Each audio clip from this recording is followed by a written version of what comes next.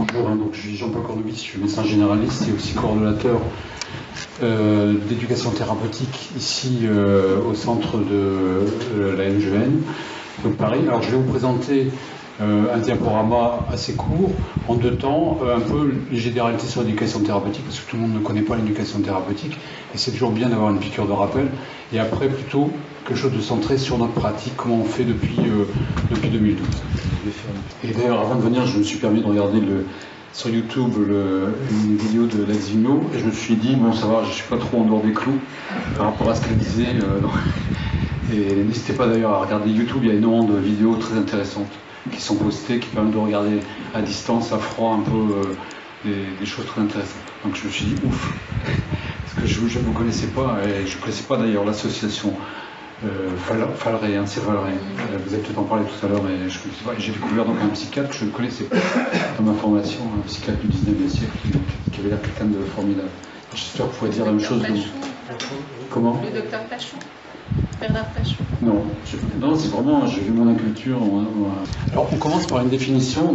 Alors, les définitions, l'intérêt des définitions, c'est pas les retenir par cœur, c'est de faciliter la communication. C'est-à-dire que si on s'accorde sur une définition, on parlait de la HAS tout à l'heure, j'ai participé à quelques réunions de la HAS, on parle des heures pour se mettre d'accord sur chaque mot. Donc, je vais être un peu pénible, là, juste je vais vous la lire. En 98, l'OMS s'est mis d'accord, l'OMS Europe, pour définir l'éducation thérapeutique. L'éducation thérapeutique du patient devrait permettre aux patients d'acquérir, de conserver les capacités, les compétences qui les aident à vivre de manière optimale leur vie avec la maladie. Il s'agit par conséquent d'un processus permanent, intégré dans les soins et centré sur le patient. L'éducation implique des activités organisées de sensibilisation, d'information, d'apprentissage, de l'autogestion et de soutien psychologique concernant la maladie, le traitement prescrit, les soins, le cadre hospitalier et de soins, les informations organisationnelles et le comportement de santé de la maladie. Elle vise à aider les patients et leurs familles à comprendre la maladie et le traitement, coopérer avec les soignants, vivre plus sainement et maintenir ou améliorer leur qualité de vie. Alors c'est un peu imbitable, hein, je vous laisse méditer. L'intérêt, ce qu'il faut retenir, c'est que c'est un processus, donc c'est quelque chose qui se passe dans le temps, qui concerne vraiment toutes les pathologies. Alors pour l'instant, il y a des crédits accordés uniquement aux pathologies ALD 30, en fait, c'est-à-dire vous connaissez certainement les pathologies donc, reconnues de longue durée, parce qu'il y a une prise en charge, c'est structuré, c'est-à-dire qu'on ne peut pas faire n'importe quoi, et c'est justement ce qui distingue l'éducation thérapeutique de ce qu'on appelle les éducations en santé, qui sont un domaine beaucoup plus vaste, dans lequel on distingue 3 composantes. Donc l'éducation pour la santé, l'éducation à porter soins et secours, et enfin l'éducation thérapeutique. L'éducation pour la santé, on en a tout le temps. Les pharmaciens en font quand ils font de la formation. D'ailleurs, vont s'investir de plus en plus dans ce domaine avec dans leur activité en fait, formation médicaments, formation à la santé. Et ça s'adresse vraiment à tout le monde, pas forcément à des pathologies ciblées. Par contre, pour l'éducation thérapeutique, on retient le fait que les progrès de la médecine aidant, on vit plus longtemps, donc on vit plus longtemps avec une maladie chronique, on a de plus en plus donc de maladies chroniques. L'accès aux soins est de plus en plus optimal, malgré encore des grands écueils, en fait, il y a quand même de plus en plus de gens qui peuvent se soigner. L'autodétermination, c'est quelque chose de nouveau en France, parce que c'est beaucoup plus un concept anglo-saxon. Anglo-saxon, c'est une posture philosophique où on apprend à se déterminer par rapport à sa maladie. Donc on a une espèce de rupture par rapport à une médecine paternaliste, un peu héritée des Lumières en France, en fait, où c'était le médecin qui disait, d'ailleurs on disait c'est vous le docteur, hein, vous savez, moi je ne sais pas, je me contente de suivre ce que vous dites. On était patient en fait à une autre médecine où l'usager se prend en main, se prend en charge. En fait. Et en fait, la notion de santé, qui est maintenant envisagée, je reviendrai là-dessus après, c'est comme un bien. Donc du coup, cette notion de santé envisagée comme un bien change les postures et on parlera d'usager avec notamment pour nous une descente vraiment de notre piédestal de médecins, on devient des prestataires de services. Ça ne plaît pas aux médecins. Moi j'ai beaucoup de collègues qui se battent contre cette idée d'usager parce qu'ils disent oui mais moi j'ai pas fait des études de médecine pour devenir prestataire de services. Ça a permis à Martine Aubry de nous mettre des contredanses maintenant, nous taxer comme les commerçants en fait en ville. Quand on explique qu'on va faire des visites à domicile, c'est pour rendre service à des gens qui ne peuvent pas se déplacer. Elle nous dit maintenant, je veux faire des égalités partout, je ne veux pas qu'il y ait de différence.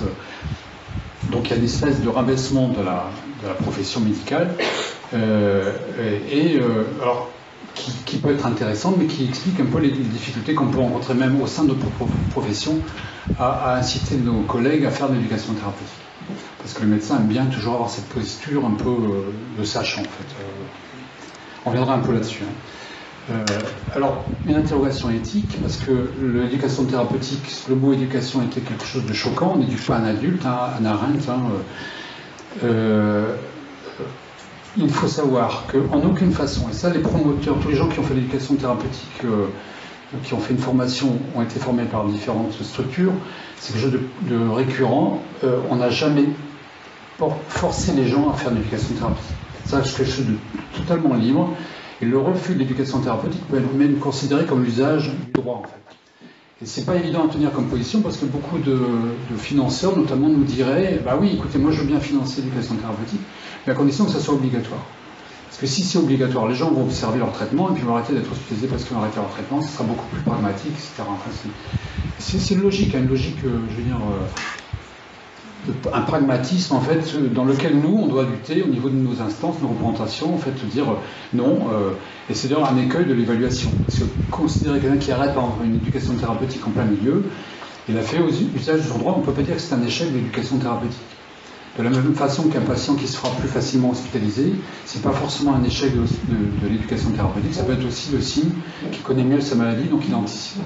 Donc les critères d'évaluation, on va en revenir tout à l'heure, sont compliqués. Mais il faut savoir que l'éducation thérapeutique, en aucun cas, n'est imposée, elle est proposée.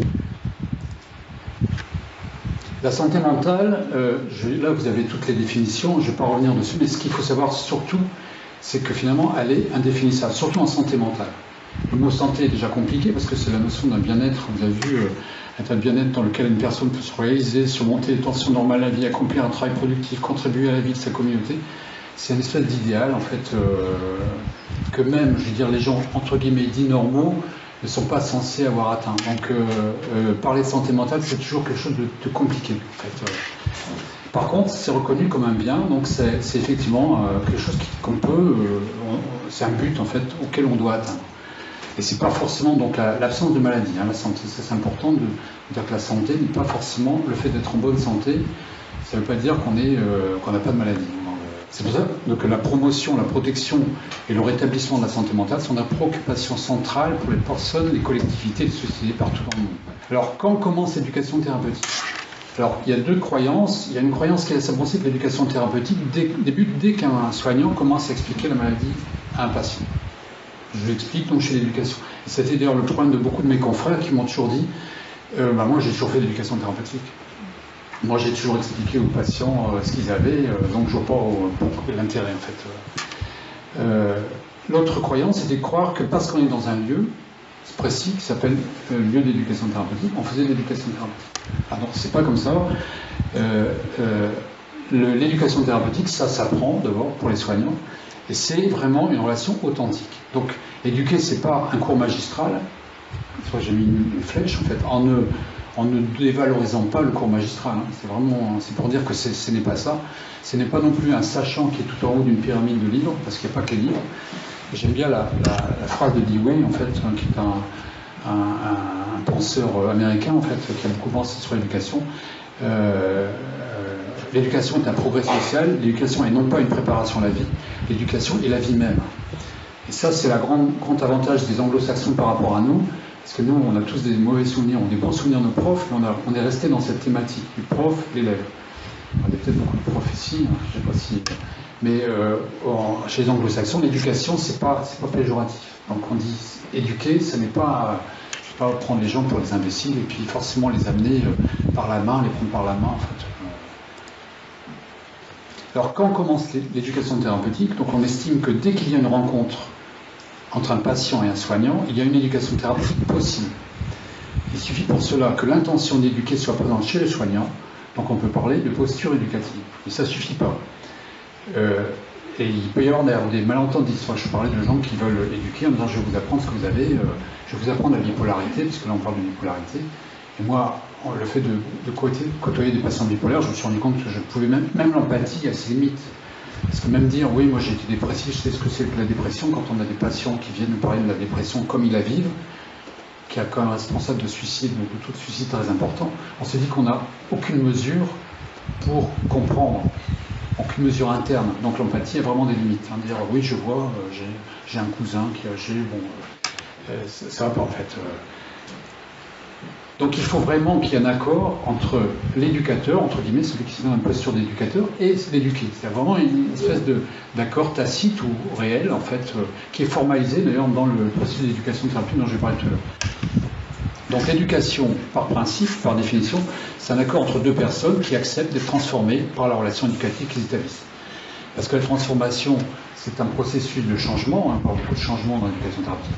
Ça change autant le patient, l'usager. Hein. J'ai parlé beaucoup de patients parce que je suis médecin, mais vous ne voyez pas, c'est un peu les reliquats de mes formations, mais si vous vous sentez mieux avec l'usager ou client, pour les anglo-saxons, ça ne me gêne pas. Enfin, on parle de client aussi, même si sous nous, ça nous choque plus quand on parle de client. Mais s'il y a une relation authentique entre un éducateur et un patient, les deux seront transformés par la relation. Moi, j'avais l'occasion d'avoir une formation avec Anne Lacroix, qui est en Suisse, qui fait l'éducation thérapeutique depuis très longtemps. Parce qu'en fait, au début, hein, l'éducation thérapeutique a été formalisée notamment en Suisse, dans un service de diabétologie, où un diabétologue a eu l'idée intelligente de faire venir un psychologue pour essayer de comprendre pourquoi les patients, ça ne leur arrangeait pas. Alors, on leur a expliqué tout, l'insuline, les traitements, etc., puis ça ne marchait pas. Puis là, la psychologue, qui est extrêmement menue, qui est extrêmement discrète, s'est mise à la portée des patients, ça s'est mis, attendez, quand vous parlez, on ne comprend rien. Les gens, ils vous disent toujours oui, oui, mais vous ne vous rendez pas compte de leur souffrance dans la vie de tous les jours, comment ils font, vous répondez à aucune des questions pratiques, etc. Donc, elle a fait vraiment beaucoup évoluer l'éducation thérapeutique. Alors là, c'est un truc un peu personnel, je suis médecin généraliste, je milite aussi dans l'association libérale, donc on ne fait pas d'éducation thérapeutique, c'est pour le docteur Muller, on ne fait pas d'éducation thérapeutique uniquement à l'hôpital, ça peut se faire aussi dans des maisons de santé pluriprofessionnelles, hein, c'est-à-dire qu'il y a une ouverture possible par la formation d'équipes pluriprofessionnelles, pharmaciens, kinés, orthophonistes, médecins bien sûr, diététiciens, etc. Par contre, il faut qu'ils aient tous une formation d'éducation thérapeutique. Il faut tous, et maintenant, experts usagers. Hein, donc ça sera une place de plus en plus importante, attendue. C'est-à-dire qu'il faut qu'il y ait vraiment des patients qui s'investissent, parce que c'est vraiment aussi une formation, parce que c'est pas parce qu'on a une pathologie qu'on sait en parler. Il y avait une patiente, moi je me souviens, je prends l'exemple du diabète, qui était aveugle, qui avait été amputée, disant moi je vais faire l'éducation thérapeutique pour expliquer aux patients diabétiques ce que c'est si on n'a pas pris son traitement. Et je ne suis pas sûr que ce soit le bon exemple à donner à quelqu'un qui vient de découvrir sa maladie, de voir quelqu'un qui est amputé et qui est aveugle, qui va vous dire, voyez, voyez, c'est un mauvais exemple, mais donc il y a aussi un savoir-faire, à dominer, même du côté de l'usager, en fait. Donc il faut que la personne qui dispense les soins l'éducation thérapeutique soit formée et connaisse la maladie dont sont atteints les patients, mais pas trop, parce que si c'est trop, on va devenir dans le cours de tout à l'heure, et que le parcours éducatif soit aussi en lien avec les données actualisées de la médecine. Donc il ne s'agit pas pour que le patient se rende compte qu'au terme de sa formation, que son psychiatre lui dise des âneries, ou son médecin lui donne on est dans le sens de l'alliance thérapeutique, vraiment, qui est vraiment une complicité entre le patient, l'usager, et quelque part, et son médecin qui devient un allié. Alors, comment savoir si l'éducation est utile, hein, l'éducation thérapeutique est utile? Ça, c'est vraiment la thématique de l'évaluation. Donc, on a plusieurs outils, donc la construction et l'organisation des connaissances, la confiance que le patient accorde à ses connaissances, l'acquisition d'un vocabulaire médical, l'analyse et l'interprétation des résultats, la résolution des problèmes et des décisions pertinentes pour assurer la sécurité vitale et une meilleure connaissance de soi. En fait, en gros, c'est une augmentation des compétences d'auto-soin et des compétences psychorelationnelles qui se mesurent, qui s'évaluent avec le patient lors d'un bilan qui est plusieurs rencontres. Nous, on fait un bilan à l'issue du programme, 3 mois et 6 mois après, voire 1 an après. En sachant que c'est quelque chose de pas évident. L'une des évaluations qu'on utilise le plus facilement, c'est à l'issue de chaque atelier, on demande aux patients de remplir un questionnaire anonyme sur la satisfaction, l'échelle de Likert, c'est-à-dire est-ce que vous avez été satisfait par le programme. On a parfois des notes qui nous remettent en question sans trop savoir qui l'a formulé. Alors, là, je vais vous parler un peu plus de ce qu'on fait, nous, ici, au Centre de santé mentale. Je dis ici parce que c'est les séances qui déroulent dans cette salle. Donc, le patient, entre guillemets, l'usager, est adressé soit par son médecin traitant, soit par son psychiatre au Centre de santé mentale du 134 rue de Paris, groupe MGN. Il va rencontrer un psychiatre. Ce psychiatre va, entre guillemets, je ne l'ai pas voulu marquer parce qu'il y a une concertation, il va voir si le patient est vraiment motivé, relativement motivé, il va voir si l'adéquation entre le diagnostic et le groupe est portée, s'il n'y a pas une erreur du diagnostic qui ferait qu'un patient bipolaire se retrouvait dans un groupe schizophrène ou bien un patient dépressif dans un groupe bipolaire, ce qui peut faire changer un groupe, ça peut faire sauter un groupe, je veux dire, s'il y a une inadéquation déjà d'adressage. Dans un deuxième temps, il va rencontrer un membre de l'équipe d'éducation thérapeutique qui va faire ce qu'on appelle, avant on appelait ça le diagnostic éducatif, maintenant ça s'appelle un bilan éducatif partagé, qui dure à peu près 1 heure, 1 heure et demie, et dans lequel en fait le patient va expliquer comment il s'en sort, comment il fait, l'état des lieux en fait de sa pathologie, et sans avoir un point de vue médical. C'est-à-dire que l'interlocuteur n'a pas forcément connaissance du dossier médical. C'est-à-dire qu'il va vraiment dire comment il vit sa maladie, comment il se la représente. On va faire un état des lieux de ses compétences, donc les compétences psychosociales et d'autres soins. Je ne fais pas le détail de toutes les compétences en fait. Et au terme de cette évaluation, qui est interactive, qui parfois peut être fait en du temps, parce que 1 heure et demie, c'est pas forcément facile à tenir, on explique au patient, à l'usager, les modalités, c'est-à-dire comment ça va se passer. Chez nous, entre guillemets, je dis chez nous, il y a 12 modules qui se passent ici, en fait, rue d'Antin, les vendredis après-midi, de 14h à 16h. En fait, Et ensuite, au terme donc, de ce programme, nous avons des évaluations donc, immédiates, 3 mois, 6 mois et 12 mois. En fait. Le fil rouge de notre programme, donc je ne vais pas détailler le programme, ça serait trop long, c'est un constat, c'est celui de la vulnérabilité. On en parlait tout à l'heure, on en parlait parce que je l'ai écouté tout à l'heure. Donc vous en parliez de la vulnérabilité, c'est quelque chose d'extrêmement important, mais on ramène la vulnérabilité à l'échelle quelque part matérielle, c'est-à-dire le schéma stress-vulnérabilité va vraiment nous servir de fil rouge. Donc vous avez en horizontal la vulnérabilité, en ordonnée, le stress, la notion de stress. Le stress ici n'est pas envisagé sur le plan du symptôme.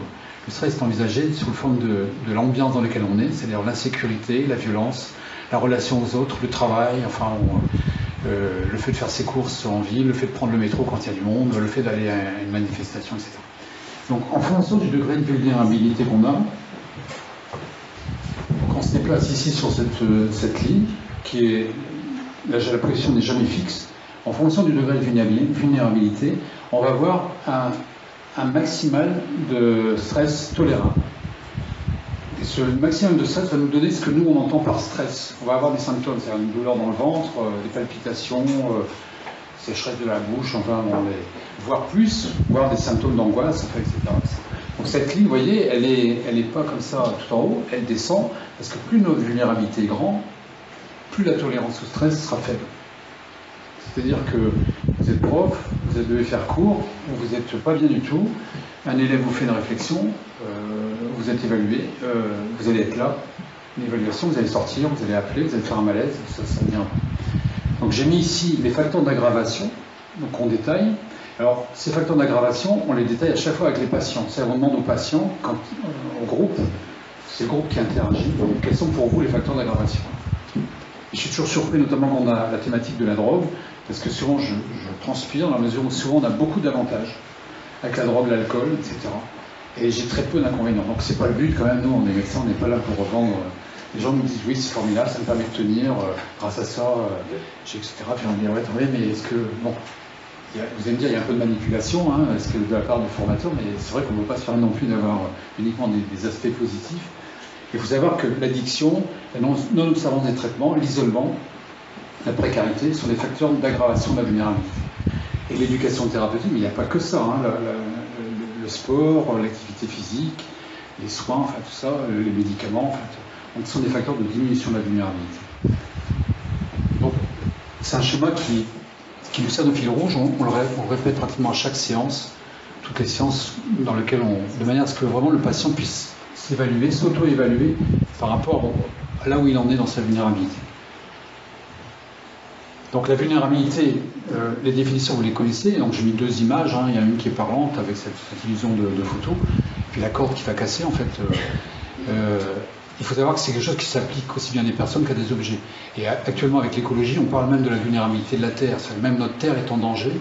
Donc il n'y a rien, il y a des gens qui se croient invulnérables, et on sait que dans la maladie bipolaire, il y a ce côté invulnérable qu'on peut avoir dans les accès maniaques, par exemple, qui font qu'il y a une sensation de toute puissance, en fait, qui peut être générée donc d'invulnérabilité, mais qui est une fausse sensation. Donc c'est une notion qui vraiment n'est pas là pour dénigrer le patient, l'usager. Moi je dis toujours, l'éducation thérapeutique, c'est pas adressé à des malades, entre guillemets, c'est adressé à tout le monde. Hein. C'est-à-dire qu'on est tous vulnérables. Vous parliez, le docteur Müller parlait aussi de nous en tant qu'usagers, on est tous vulnérables. On peut avoir un infarctus, on parle de vulnérabilité en cardiologie. On utilise d'ailleurs le même schéma en cardiologie, parce que je suis parti d'un comité assistance cardiaque, et j'étais content qu'ils utilisent le même schéma stress vulnérabilité en cardio. Donc c'est vraiment un concept qui est important d'intégrer et de ne pas stigmatiser. Parce que si on stigmatise, on dit oui, je suis vulnérable, on retombe dans ce fameux adage pas capable égale coupable. Hein, vous savez, c'est un peu la culpabilité, c'est ça, je suis pas capable donc je suis coupable, je suis vulnérable, on m'a toujours dit que j'étais pas comme les autres, je suis pas capable de le faire, etc. Non, on a des forces, et d'ailleurs, ça j'ai bien aimé dans votre intervention, en disant la vulnérabilité nous donne des forces aussi, des capacités. Et on va en parler tout de suite dans les compétences. C'est le deuxième volet, j'ai presque terminé. Hein. Je veux dire, j'ai presque... le stress, on le définit, quand je dis on, donc toujours dans notre fil rouge, de façon très simple, comme des contraintes supérieures des ressources. Quand vous avez des contraintes, alors c'est presque un terme mécanique, si je prends une règle en bois et que je lui donne des contraintes, je vais la casser à un moment donné, les contraintes que je vais lui donner seront plus fortes que ses ressources en tant que bois. Si je fais ça avec du Kevlar, eh bien, ça ne marcherait pas. Donc, quelque part, en augmentant ses compétences, on va le voir après, on peut diminuer sa vulnérabilité, donc augmenter sa résistance au stress.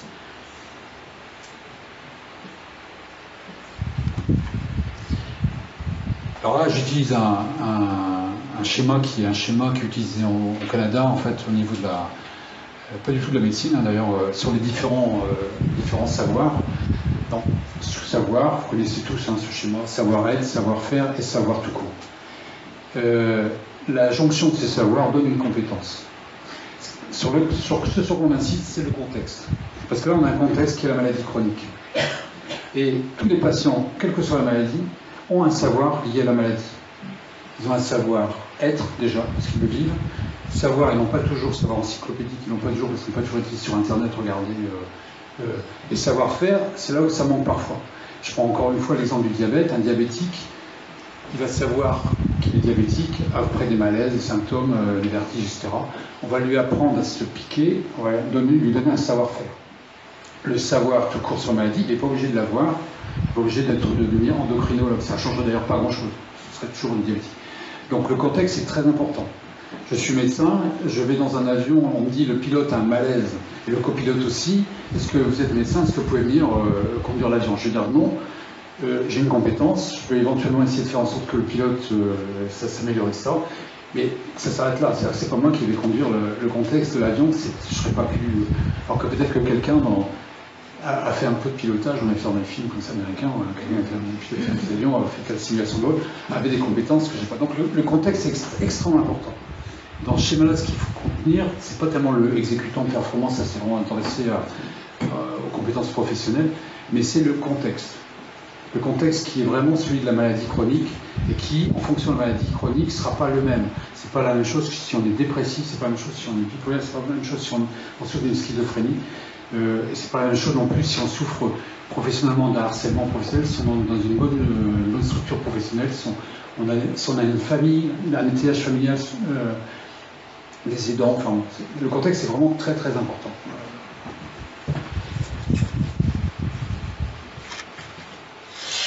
Donc, notre programme, c'est 12 modules. En gros, 6 modules sur la maladie, sur les traitements médicamenteux, les traitements non médicamenteux.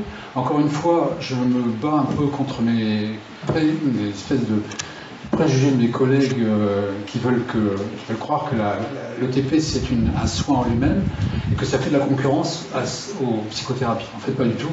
C'est simplement, au contraire, expliquer un peu psychothérapie. Il y a plus de 400 psychothérapies, donc les gens ne sont pas toujours à même de se repérer, en fait. Dans ce module-ci, on présente les usagers, les maisons des usagers. On invite un usager, c'est pour ça qu'on a besoin de vous, en fait, à parler de sa pathologie, de la pathologie, comment il la vit et comment surtout il fait pour s'en sortir. Quels sont les je vais pas dire les trucs, mais on appelle ça les self-help, les espèces de comment il se débrouille en fait avec sa pathologie, comment il se débrouille avec la vie en fait. Ce qu'on fait un peu tous normalement en vacances, hein, voilà. Comment tu fais? Je vais acheter une maison, comment tu fais? Alors aux États-Unis, il faut savoir que les pathologies bipolaires sont beaucoup mieux encadrées. Il y a même des assurances qui s'occupent de placer l'argent, parce qu'il y a des gens qui sont extrêmement riches, qui souffrent de pathologies bipolaires, et qui sont donc, par contre, ont besoin d'une aide pour gérer leurs biens, en fait. Donc on en est loin hein, en France. C'est plutôt de stigmatisation, en fait, encore malheureusement, on est plutôt dans le risque de précarité. Et c'est pour dire qu'en fait, il faut vraiment développer ces moteurs. Et je pense notamment à la schizophrénie, où un patient avait été réveillé comme ça par Ron Coleman, qu'on avait vu, je ne sais pas si vous étiez venu, quand il y avait l'entendeur de voix qui était venu parler. Il était venu, c'est quelqu'un qui était schizophrène, qui avait vraiment... il y avait 200 personnes dans la salle, enfin, tout le monde était en train de l'écouter, parce qu'il avait ses hallucinations auditives en même temps qu'il nous parlait. Et un patient qui, à la suite de son discours, l'a rencontré, il a été stimulé par cette rencontre. C'est-à-dire, tu peux t'en sortir. Et on a enfin 6 modules concernant le corps face à l'alimentation, l'addiction. Donc c'est moi et mon alimentation, moi et l'addiction, moi et le logement, moi et l'hygiène, moi et le sommeil, et moi et l'activité physique et sportive. Et on a un dernier module dans lequel on invite les patients à amener, ici, un proche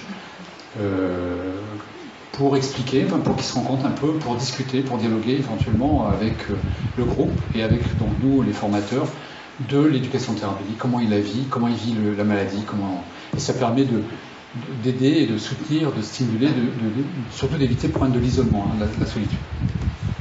Donc je termine avec un petit joke, hein, avec celui que j'ai un bouchon qui est décousu et je ne sais pas coudre, donc c'est un chien qui sort avec... Comme quoi, bon, chacun au niveau des compétences, encore une fois le contexte, on peut être très très malade. Je vous remercie pour votre attention, j'espère qu'on ne va pas être trop long. Et puis,